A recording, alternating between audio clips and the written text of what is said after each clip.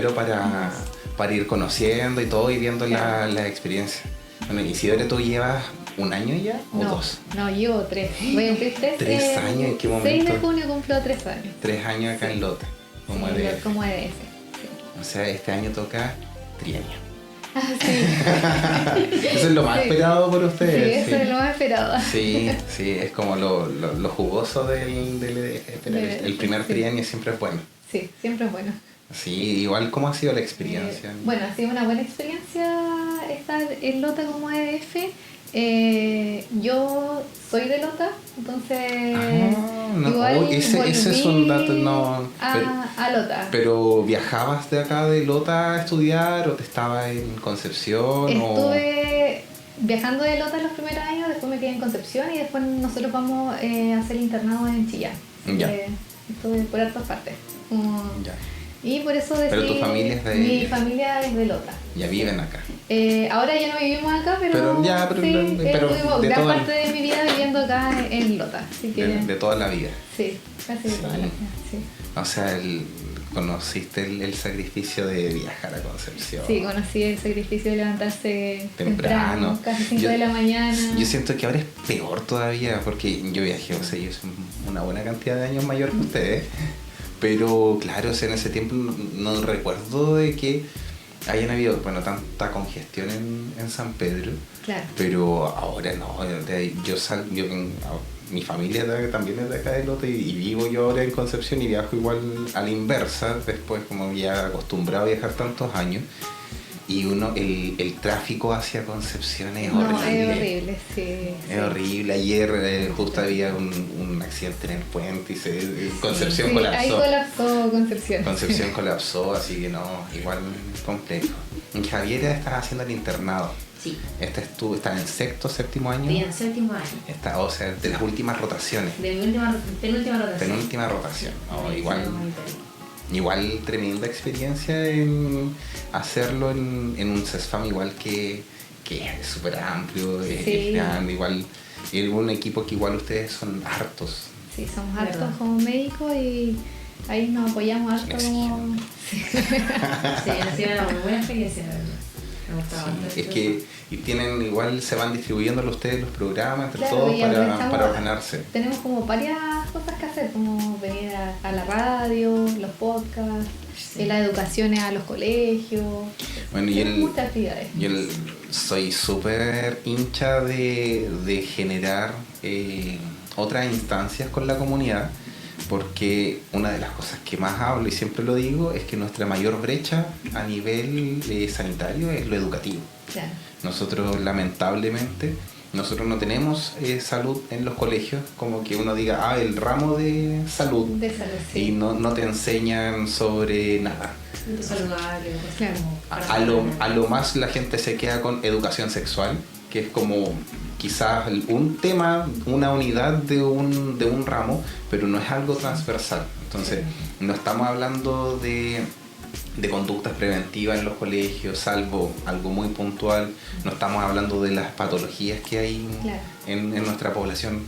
Entonces, lamentablemente nos estamos quedando con una brecha gigante y que después llegan los adultos y que no nos entienden.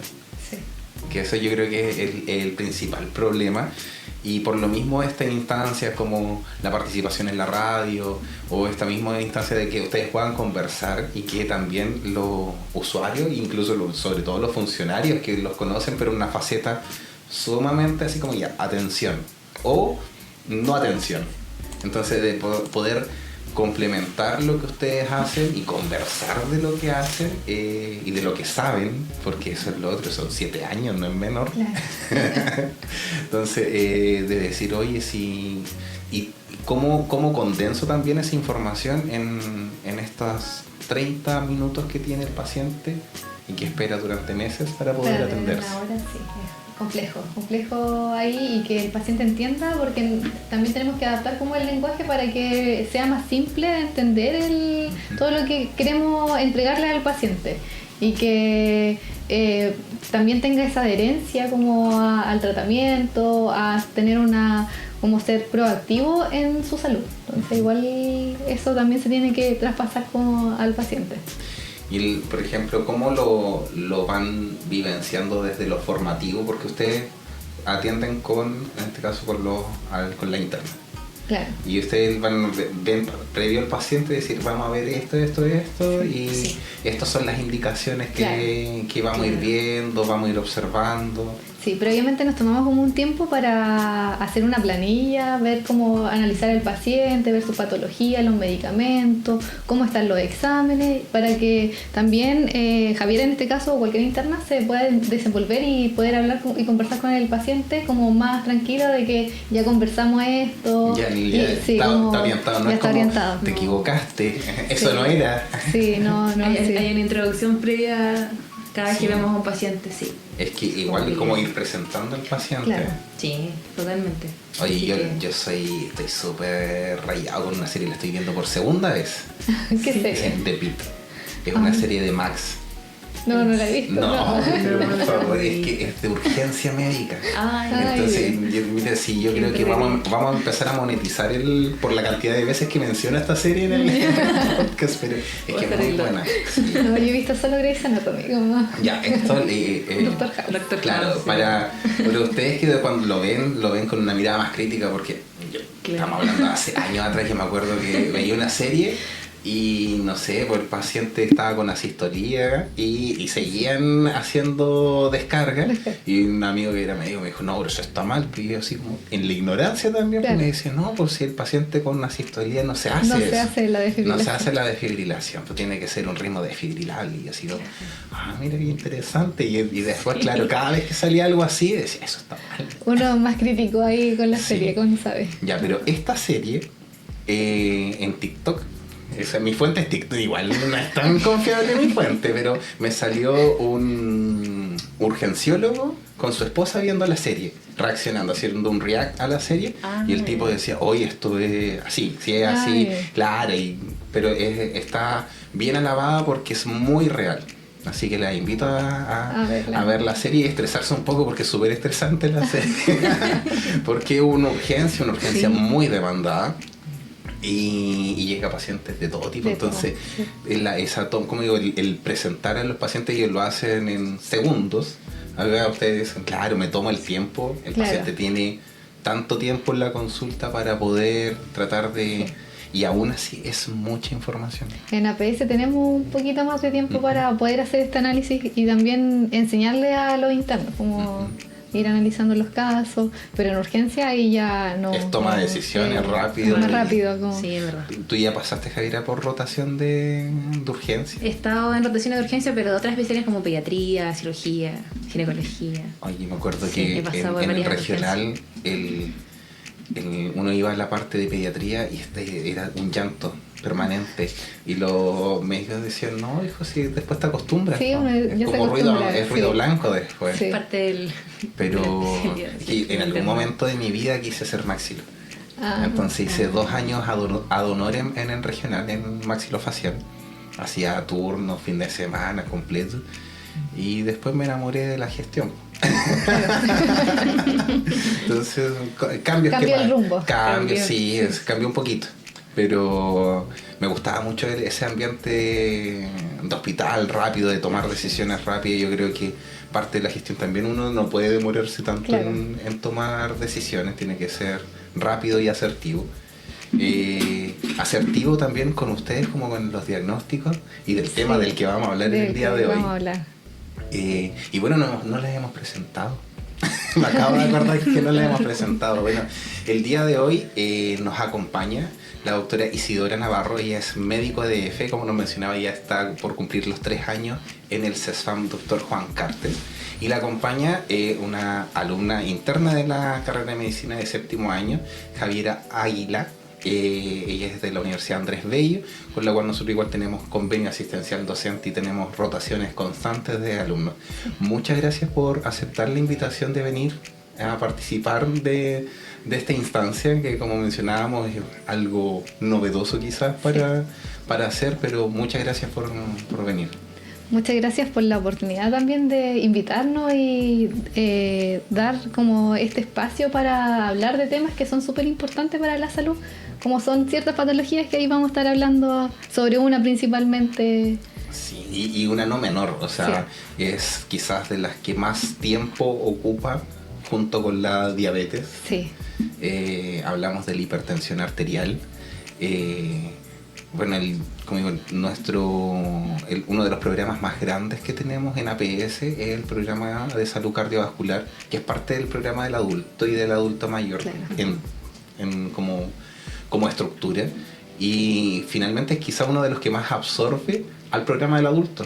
Sí. Porque nosotros no tenemos, o sea, tenemos instancias del programa del adulto, como es el examen médico preventivo, para mantener una población sana, pero generalmente en lo coloquial, por así decirlo, los profesionales dicen, el programa del adulto es el programa cardiovascular. Claro. No se habla de... El encargado verdad. del programa del adulto es el encargado del programa cardiovascular. No hay como una separación, sí, sino que es como prácticamente lo mismo. Claro. ¿Cómo se vivencia esto dentro de la estructura? ¿Cuál es como la importancia que tiene en este caso el programa de cardiovascular y la hipertensión como tal en su detección y su tratamiento dentro de la APS? Claro, acá en el CEFAM, para hablar como de la realidad del CEFAM de Juan Cartearia, el más conocido como de Lota Alto. Sí. El 1 también. Sí, el 1. El 1. Sí. Tenemos el programa cardiovascular, que aparte del programa del adulto mayor, el programa de salud cardiovascular está a cargo de José Neira y yo soy médico referente del programa cardiovascular, y ahí tenemos bien establecido como cuando los controles, el seguimiento de los pacientes, los ingresos. La corte del año pasado, en diciembre de 2024, hay pacientes hipertensos, que ese es el tema que vamos a hablar hoy día.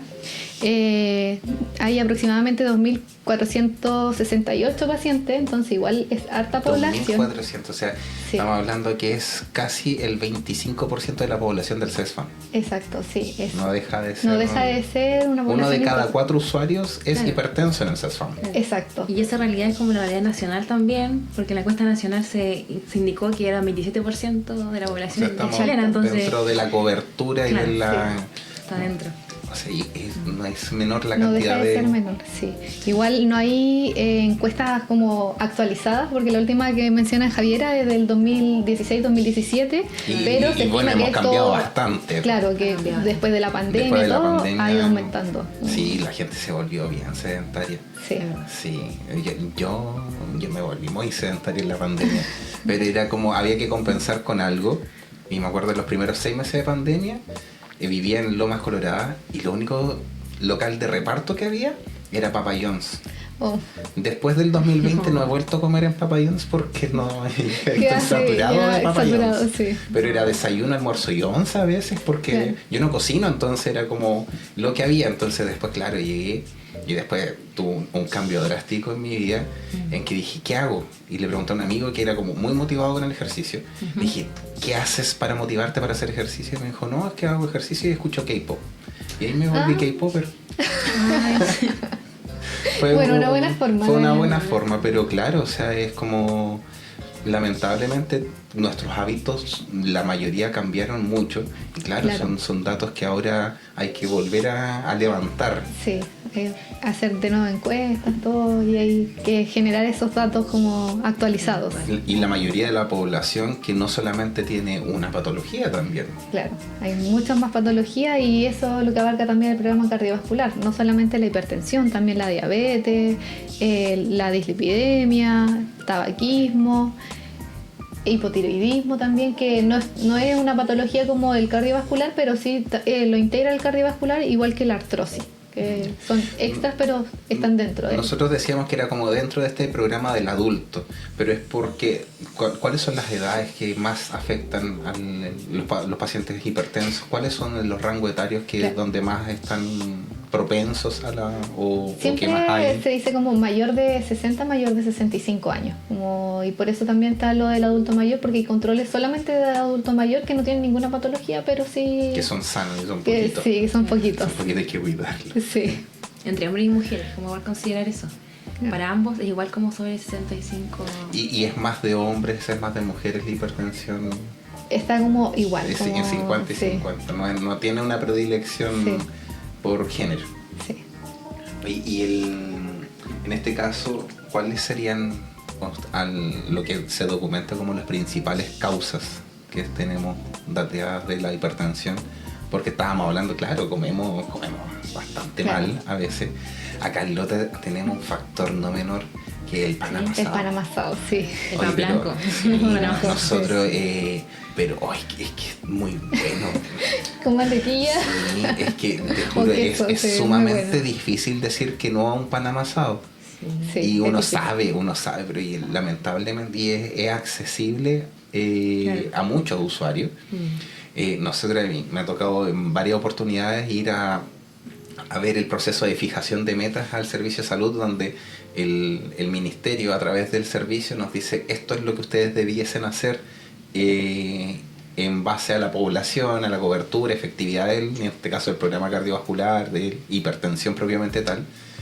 Y una de las mayores defensas es que, claro, o sea, nosotros estamos a 40 kilómetros de Concepción, pero tenemos una realidad completamente distinta a Concepción. Sí, entonces de repente el servicio no logra entender, y nuestro caballito de batalla es el pan amasado, decirlo, oye, sí, es parte fundamental de la dieta de las personas de Lota, sí, como del lotino. Entonces, y es claro, o sea, muy rico, pero sabemos que lo rico no necesariamente es sano. No es sano, y sobre todo para los pacientes diabéticos, hipertensos, no ayuda mucho. No ayuda mucho, el tema es cómo adecuamos una dieta con una cultura que tú les vas a decir a qué se compromete en realidad el usuario a qué cambios se compromete. Claro. Porque tú le vas, como digo, tienen 20, 30 minutos para hablar, y el paciente a qué se compromete en esos 20 o 30 minutos a cambiar. Claro. Porque él puede venir aquejado y es como, deme la receta que yo voy a seguir con mi vida tal cual. Sí, y muchos son así, como dicen que van a seguir con su dieta hasta que les dé el patatún. Sí. Y el patatún es una ACV que los deja 10 años dependiente de la señora. Exacto, sí. Porque los hombres son los más porfiados. Sí, efectivamente queremos nosotros evitar como con esos cambios en la dieta, evitar como esas complicaciones. Ese es como al final el objetivo. De la educación que se hace en el boxeo. Y también la educación que hacemos en otras plataformas como Hoy Día o en la radio. Y volviendo un poco a como las causas, tenemos que la hipertensión, primero como saber lo que es. Entonces tenemos que la presión arterial es la fuerza con que la sangre pasa por las arterias y que es impulsada por los latidos del corazón. O sea, tenemos como, para simplificarlo, como una bomba y mangueras. Claro, entonces, o sea, como yo me estaba justo pensando así como la manguera en el patio, y como tú le vas dando dependiendo de cuánto gires la llave de paso, va a tener más o menos presión. Pues de repente, y hay ahí cuando tienen piquete en la manguera, uno se da cuenta al tiro, le baja un poquitito a la llave. Sí, pero cuando ahí nos pasamos ahí con esa presión, empieza a dañar la arteria, que son estas mangueras que para entender como más fácilmente, y empieza a dañar como las partes de la pared, inflama la arteria, y también favorece a la acumulación de colesterol, que también está relacionado con otras patologías como la dislipidemia. O sea, basa netamente con el consumo que tengan ellos también de los alimentos, las grasitas que se van a ir depositando también. Frituras. Sí. Porque así como se ve por fuera uno, también está por dentro. Si come pura grasa, obviamente lo que anda dando vuelta también va a ser un aumento del colesterol en este caso. Y eso también va a generar daño en el corazón, porque el corazón también va a tener más fuerza para poder bombear y llegar como esta sangre a todos los órganos. Entonces no se va a afectar solamente las arterias, sino que van a ser los órganos también cuando ya tenemos el diagnóstico de hipertensión. Y como decimos que el paciente es hipertenso cuando la presión arterial es mayor o igual a 140/90. Entonces ahí hablamos como de presión alta y presión baja. La presión alta sería la sistólica y la presión baja sería la diastólica. Entonces, como en causas, tenemos que pueden ser primaria y secundaria. La que generalmente nosotros vemos en control cardiovascular es la primaria, que esa es puede ser por varios factores, no hay una causa así como precisa, y dentro de esos factores hay un componente genético que a veces dicen la familia así como, no, mi papá es hipertenso, todos son hipertensos. Si bien hay una carga genética en muchos pacientes, no es lo que genera como yo voy a ser hipertenso porque mi papá es hipertenso. Ahí viene todo lo que son los hábitos. Oye, yo estoy luchando justamente por eso, porque mis dos papás hipertensos, entonces mi mamá con unas presiones. Y ayer llega y dije, le voy a tener que dar un bono a mi mamá por la cantidad de veces que la mencionan en el capítulo. Está entre la serie y entre la serie y mi mamá. Es que pero es muy buena paciente, es muy responsable con su salud, pero eso no quiere decir que, claro, o sea, intentamos tener un componente no menor de patología, y digo, creo que ella debe estar como en un G2 de CICEP. Pero igual. Es parte, claro, o sea, es parte de SQ y de todo, pero eso no quita que, claro, de unas presiones que tuvo en algún momento como de 210. De 210. Sí, entonces llega 210 como con 160. Con 160 la baja. Sí, no, sí, llegaba y era como voy al CESFAM y no volvía, pues. Sí. Y después la llamamos. No, que estoy acá en el hospital, es que me encontraron la presión alta y asintomática, que eso era lo peor. Claro. Porque eso es lo otro, que es como cómo me voy dando cuenta, porque no sé, en este ejemplo de la manguerita en el patio, que yo le largo la presión y yo me voy dando cuenta de, hay fuga, hay problema, la manguera se rompe propiamente tal, que es por la presión en la que está. ¿Cómo uno se va dando cuenta? Porque hay gente como completamente asintomática, pero uno de repente dice, hay personas que dicen, sospecha, pero hay gente, subí muy rápido la escalera, subió al segundo piso del CESFAM y llega así agotadísimo. Sí. El tema acá es como, lo importante es que no da síntomas, eso es como lo más clave de esto, y que si llega a dar síntomas porque ya está avanzado. Entonces por eso es importante pesquisarlo y tomar la presión regularmente para ver cuánto es la presión alta y la baja. Entonces cuando tenemos síntomas, por ejemplo los más comunes para poder identificarlo es un dolor de cabeza. Dolor de cabeza frecuente, durante la mañana sobre todo podemos tener el típico como pitido de oído, que eso es aumento de la presión, o por ejemplo los mareos.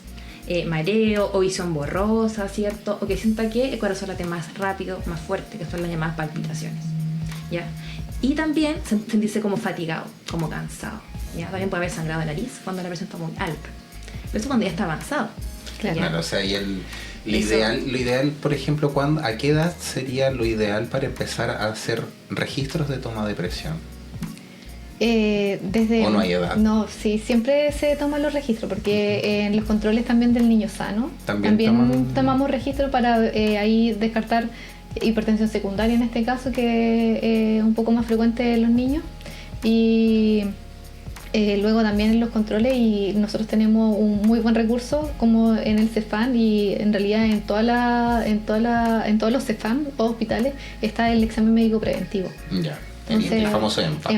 Sí. Entonces eso es muy muy importante también, porque como decía Javiera, la hipertensión es como la enemiga silenciosa. Sí, la asesina silenciosa, porque no da síntomas. Entonces hay que estar ahí. Y sí, como dices tú, va dañando otros órganos, porque si hay un aumento de la presión, esto va de partida, nuestra bomba, que es el corazón, va a necesitar más fuerza. Entonces si lo tenemos por muchos años, ese corazón va a tener que complementar y crecer, y eso también tiene sus daños al propio órgano.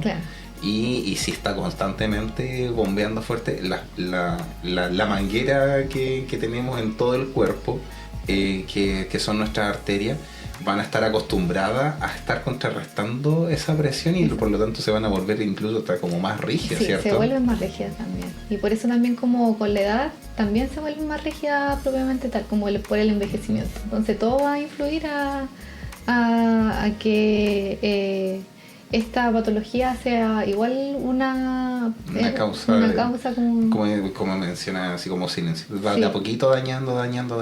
Y obviamente hasta que estamos hablando que igual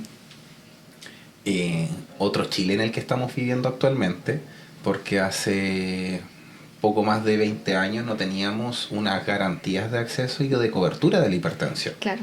O sea, había un daño de la población que estaba y el que tenía acceso a poder ir con un médico particular podía tener los medicamentos. Sí. Desde el año 2004, con la ley GES, claro. Se le da una oportunidad de tratamiento a las personas, porque no sé si sabían que aquí en Chile nosotros tenemos garantizado el acceso a la atención, claro, más no la oportunidad de la atención. Eso es por constitución. Entonces la ley GES viene a ordenar eso, claro, y nos dice ya, esto hay plazos. Porque por ejemplo yo llego,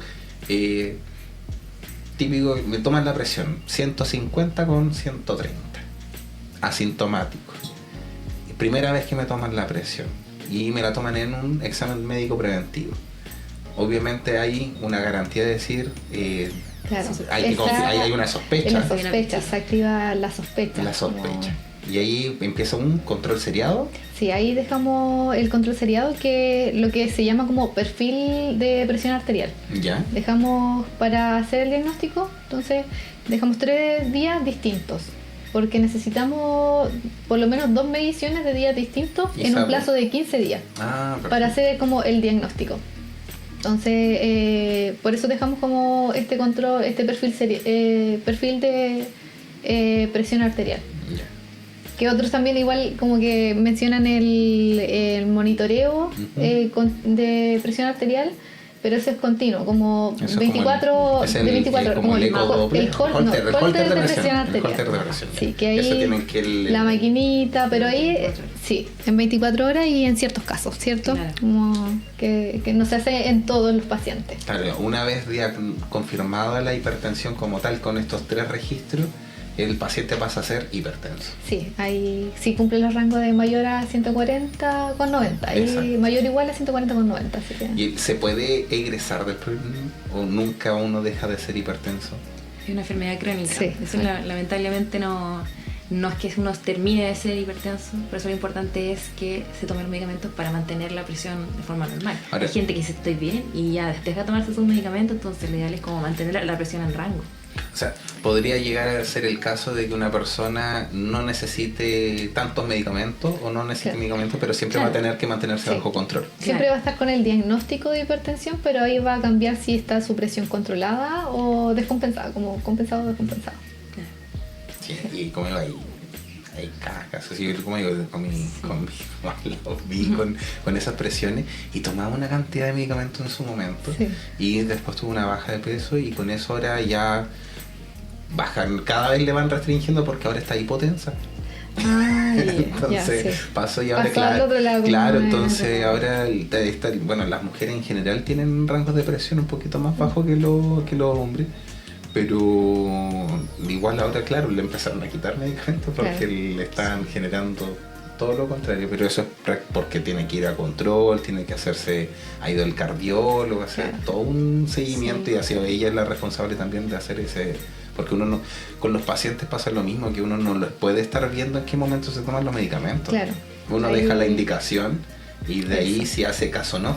Sí, ahí se viendo los controles, sobre todo cuando en el CESFAM está el policlínico de descompensados, que el control es como cada 2 semanas, entonces ahí hay un control mucho más estricto de los pacientes que están como con mayor niveles de presiones. Bueno, ¿y cuáles, por ejemplo, aparte de los medicamentos, que son muchos, yo creo que no hablar de ellos igual es como entrar a otro gran tema, pero cuáles son los cuidados en general que tiene que seguir un paciente que ya está con un diagnóstico, que está con una presión que está quizás no controlada? ¿Qué es lo que ustedes van viendo en el control propiamente tal? ¿Cómo es la interacción? ¿Qué es lo que van diciendo? Mira, ahí es súper importante, y que es el pilar aquí y base del tratamiento, toda la conducta, los cambios de estilo de vida. y que ahora está muy como en boga en todo esto, y sobre todo tú también lo mencionaste de tu mamá que bajó de peso también y bajó la presión. Eso es una de las cosas principales también, como comer bien, alimentarse saludable, o sea, tomar agua, comer más fruta y verdura, disminuir el consumo de sal, comer legumbres también, no comer tantos alimentos ultraprocesados. Las frituras también. Evitar, claro, Sí. evitar ese tipo de cosas. Y lo otro, respecto a cómo hacer el tema de la sal, ojalá sea como una cucharadita rasa de sal al día. Y Eso ojalá como- también preferir como los alimentos que dice este etiquetado bajo en sodio. Porque no solamente es como la sal que le colocamos a la comida, sino que lo que Lo que además viene también comemos en en el el- día. Lo que comemos. Es que Claro. claro, o sea, el aporte de repente, claro, bueno, apenas se distinguen algunos alimentos porque vienen una letra así como Sí. Arial 8. Pequeña. Sí. Así, la etiqueta ahí sirve a ayudar todo Claro, Ayuda, entonces sí. Chile es uno de los, Para- creo que es el primer país que genera una ley de etiquetado. Sí, y de ahora está como expandiéndose al mundo, así Sí. como... Sí, yo le pedí mi fuente igual, TikTok. TikTok. Sí. Medicina basada en Sí. evidencia. No, pero algo netamente no. Y en general cuando son cosas médicas no me gusta el contenido de TikTok porque, y es producto de lo mismo que estamos generando esto también, Claro. de que a la gente tú no sabes si confiar o no con la persona porque hay demasiadas falsas noticias. Falsos comentarios, tú no sabes, no le estás buscando en la superintendencia de salud si es médico o no, Claro. es la persona que está hablando, si es especialista o no, de esta pseudociencia que pueden hablar a veces en redes sociales, pero sí me salió algo de publicidad. En mi algoritmo está como, es más asiático mi algoritmo. Entonces, salía la campaña que en Japón, si el jugo tiene un 100% como natural, en el envase pueden mostrar la fruta cortada por la mitad. Así como esto es 100% natural.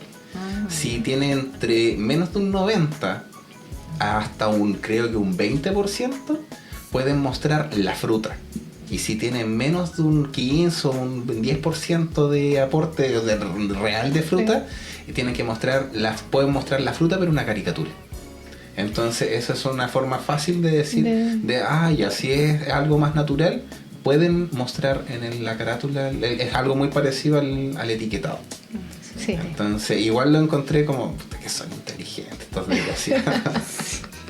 Sí, son Entonces- bastante inteligentes. Entonces lo encontré como visualmente algo más fácil porque lamentablemente toda la información nutricional la gente jamás lo lee. No lo leí. Uno lo puede a través de campaña, educar, hacer cápsulas educativas, pero en el momento la gente no, en el supermercado lamentablemente o en las ferias se privilegian los precios. Exacto, sí. Eso mismo te iba a comentar, que igual hay una limitación económica también en los pacientes que me dicen así como, pero yo no puedo comprar esto, como... Pero igual hay varias cosas que terminan siendo a la larga mucho mejores. Por ejemplo, las personas que toman mucha bebida o que fuman. Igual es caro tomar siempre bebida, fumar siempre o beber alcohol. Y eso se puede redistribuir a comprar alimentos más sanos. Sí. Pero esa como educación no está como... Es que es como con la misma campaña del tabaco, de mostrar los casos, la gente Igual, fuma sí. igual, exactamente igual. En países como Australia, la forma de combatir esto es el impuesto. Entonces, ¿cuánto sale una cajetilla de cigarro? 20.000 pesos. Entonces, ya, claro, ahí ya la piensas un mal. poco en lo que decías tú, pues sé como estas 20.000 pesos los puedo invertir perfectamente en cualquier otra cosa y Claro. no estar recayendo en el vicio. Entonces, limitan a través del impuesto. En el caso acá en Chile, igual el impuesto del tabaco y alcohol igual es alto, Es alto. comparado con otros países. Pero lamentablemente igual es difícil hacer una concientización mayor porque partíamos diciendo la mayor brecha es educativa. O sea, si no sé si La les base. pasará ahí, Sí, a mí me pasaba cuando en algún momento cuando atendía que tú le dabas la indicación al paciente y tú veías que no estaba entendiendo absolutamente nada y después llegaba, sobre todo los hombres, y ¿puede entrar mi señora para que le explique? Sí, me ha pasado. Entonces llegar y era como decir, mejor que pase la señora inmediatamente. Al tiro, mejor pasen los dos. Sí, pasen los dos, damos las indicaciones. Y nos contaban la otra vez, estábamos en una reunión comentando esto, nos comentaban del hospital que en urología habían tenido problemas porque tenían que entrar solos los hombres. Claro. Y eran como la complicación de que al final era como que, porque había un médico que no dejaba entrar a la señora. Y al final era una pérdida de tiempo, sí. Es que no sé, yo... Es que explicar 2 veces lo mismo. Sí, como... o explicarla a alguien que no te va a entender. Yo creo que, no sé, igual todavía hay una asimetría con respecto a la información que nosotros manejamos versus la que manejan los usuarios. Y la asimetría de relaciones, porque todavía es como yo voy al médico y tengo media hora para hablar y es como que hay gente que se pone nerviosa. Sí, se pone nerviosa y hay otra gente como que trae su libretita anotada con todas sus preguntas. 10 de 10. Como, sí. 10 de 10 porque por último ya va tiqueando al lado qué es lo que preguntó, qué no.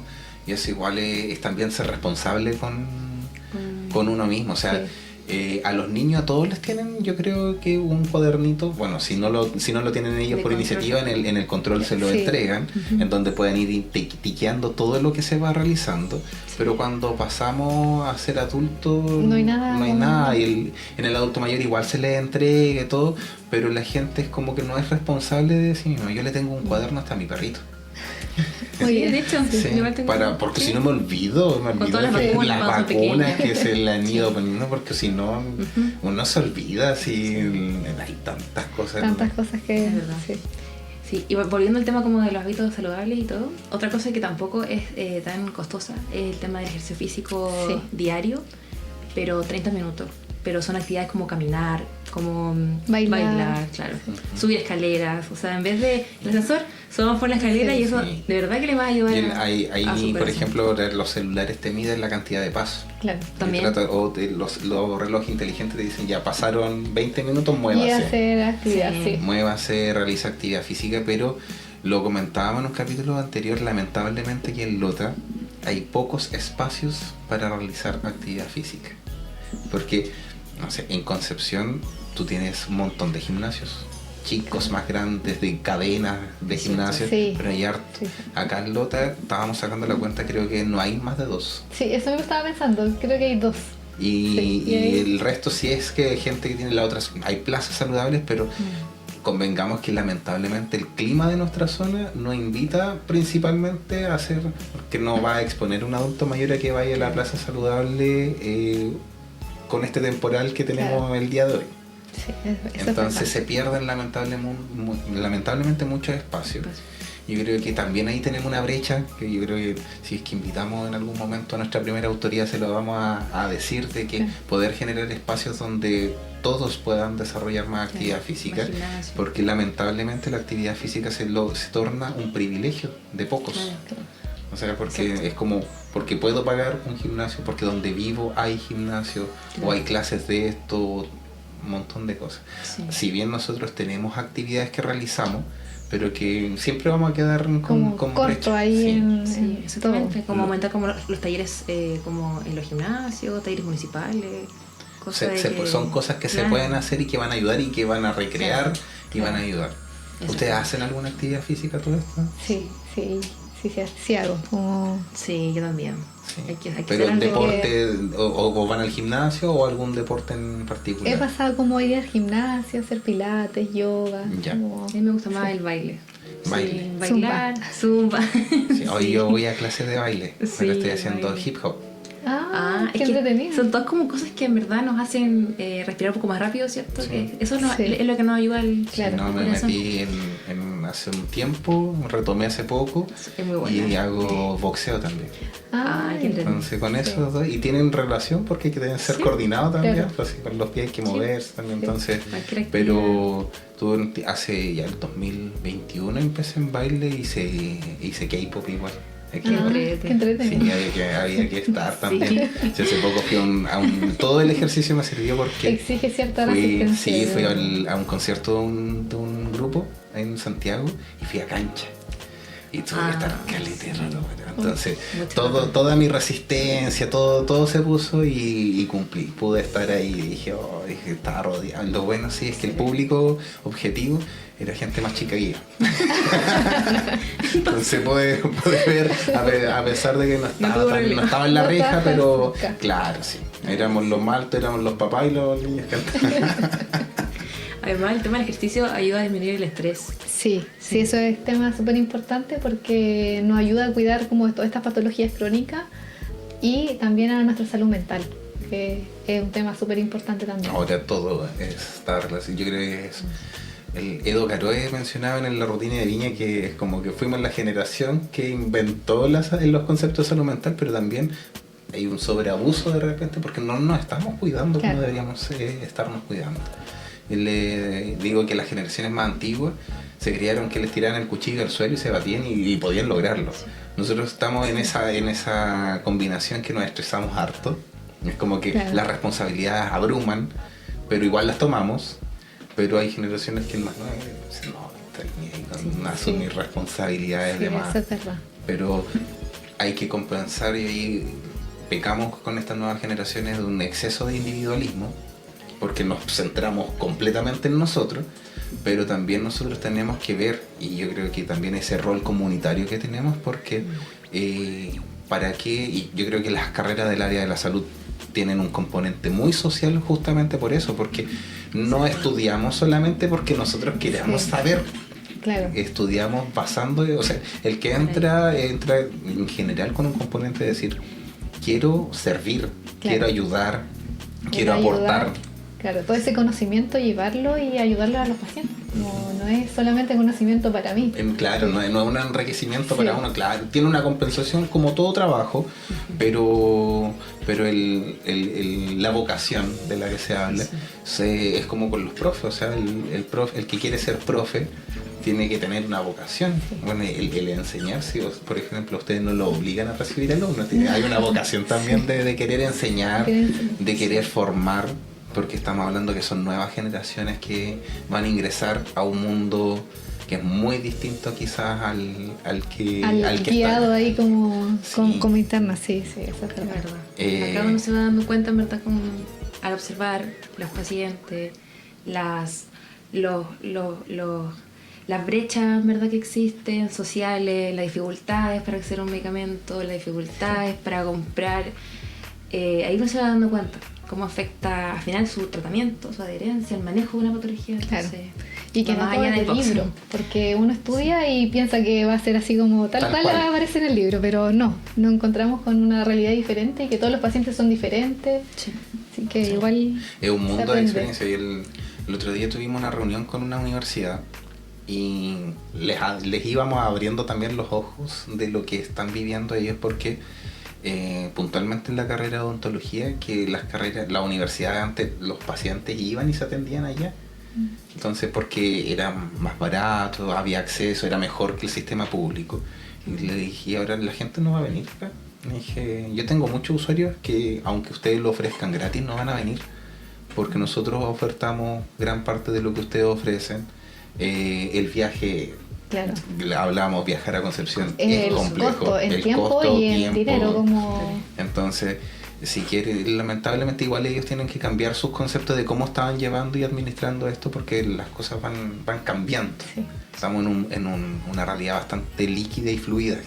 Esto cambia constantemente, evolucionamos constantemente y es la realidad que también nos toca vivir también. Y cómo la vamos viviendo con los usuarios, que de repente podemos estar viviendo en la misma comuna, pero tenemos realidades completamente distintas. sí, eso es verdad. Hay cuánto se llama una dosis de realidad que se aplica en Lota, que yo siento que igual es muy necesario, porque estamos a 40 minutos en distancia de Concepción, que puede transformarse en 2 horas y media. Sí, eso. Muy fácil Hasta en la tres, tarde. hasta tres. tres, sí. Durante la tarde. Sí, hoy he escuchado una cantidad de audiolibros y podcasts en ese viaje, pero Hay que aprovechar hay que algo aprovechar de el hacer tiempo, algo. sí. Pero son realidades completamente distintas. Sí, Y eso hay los usuarios que todavía tenemos muchos usuarios que fueron ex mineros, Es verdad. Sí. Y el otro día lo comentaba con un amigo y le decía, imagínate tener una jornada laboral que tú te dices, hoy trabajé 9 horas y terminé muy cansado. Y esas personas bajaban 9 horas a un espacio pero inhóspito, Claro.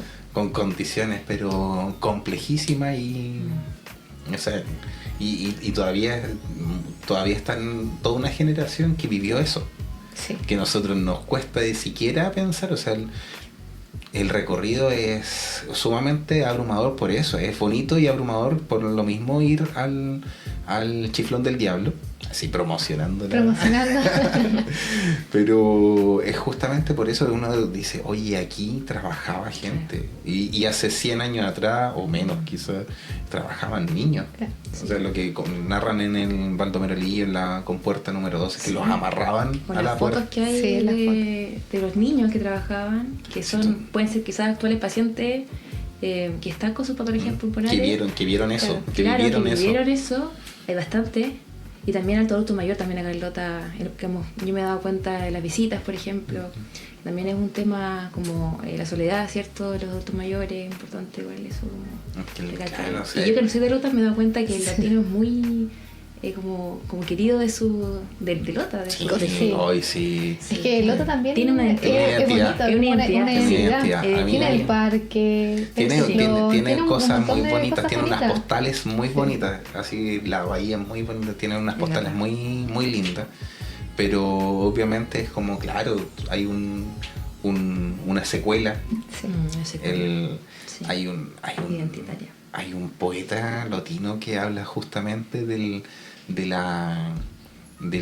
como habla de la silicosis de Lota, así como en un poema, así, pero igual es como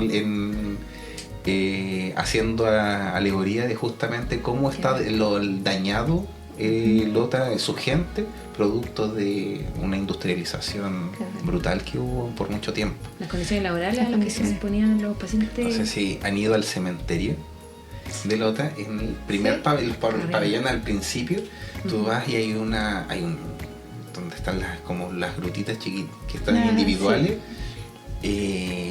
Están todos los que como los que tienen la misma fecha, eran accidentes que ocurrían en la mina.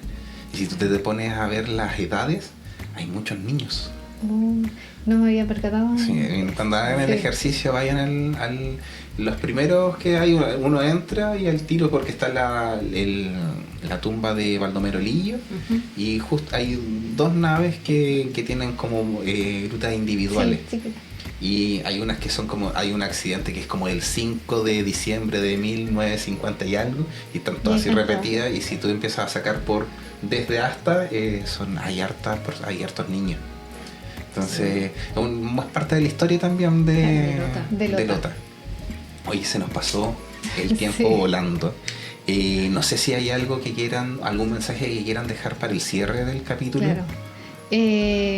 Como volviendo un poquito a lo que el tema de hoy día de la hipertensión, y recalcando un poco los controles que se hacen en el CESFAM.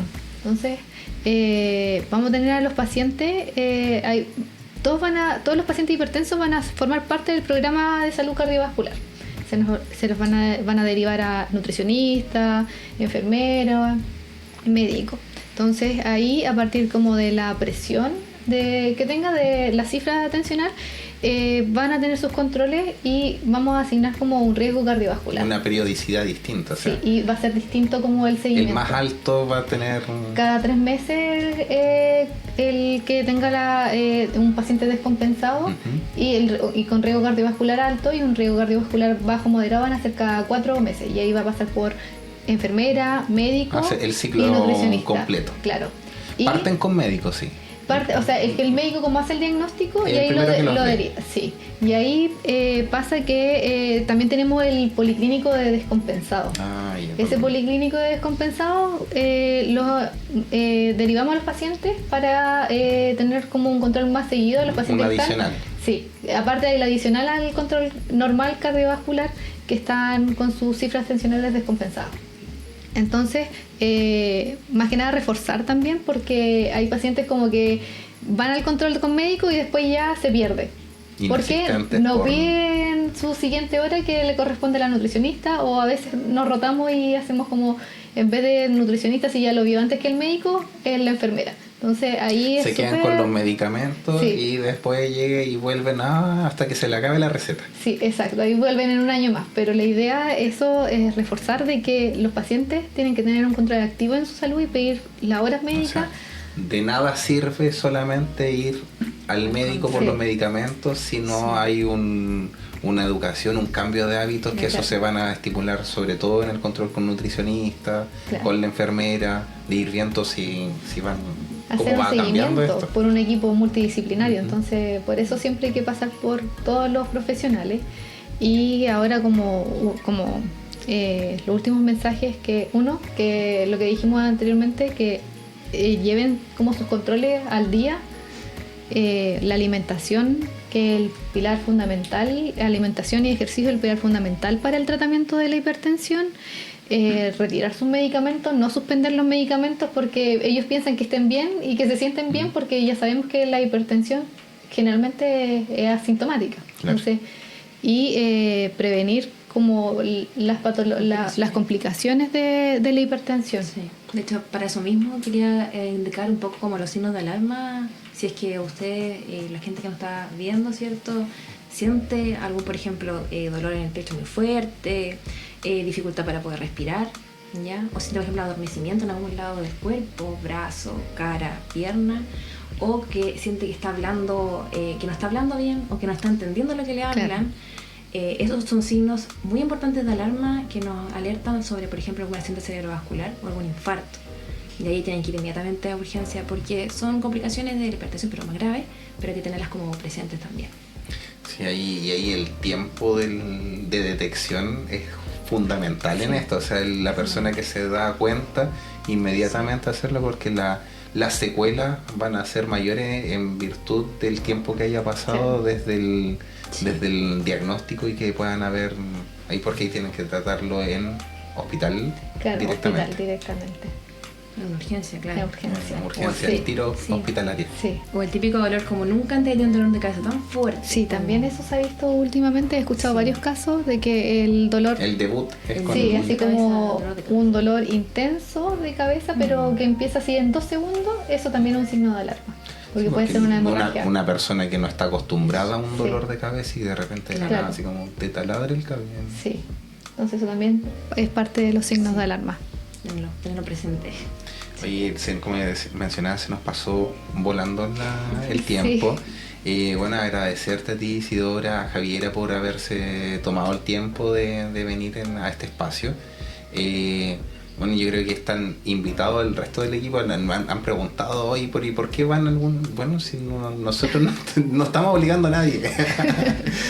Pero sí, la idea es que, como digo, nos van proponiendo los temas, y de lo que quieran hablar, siempre, como digo, las puertas de este espacio están para todos, y esperemos que este mensaje se llegue a cada vez a más personas, que les sirva lo que se comenta, y como digo, agradecerles de haberse atrevido y de haber participado también de esta instancia. Sí. No, muchas gracias también a ti, y por este espacio, porque la verdad es que es súper bueno para los pacientes como este tipo de conversaciones, y es más amigable también a veces como volver a escuchar el podcast o con las indicaciones, porque hablamos de modo general, y tratamos de hacerlo más simple, como para que llegue a toda la comunidad de Lota. Javiera, algunas palabras que no... Sí, igual estoy muy agradecida de que como interna me hayan invitado a este espacio para hablar a toda la comunidad de Lota, que he conocido también harto de acá, que no conocía mucho, así que igual me ha servido para poder conocer más de esto. Y el mensaje, que estén atentos a los síntomas que conversamos, como a la sospecha también, asistir a sus controles, porque como decíamos, no hay que dejar de tomar los medicamentos, esto tiene que ser como toda la vida.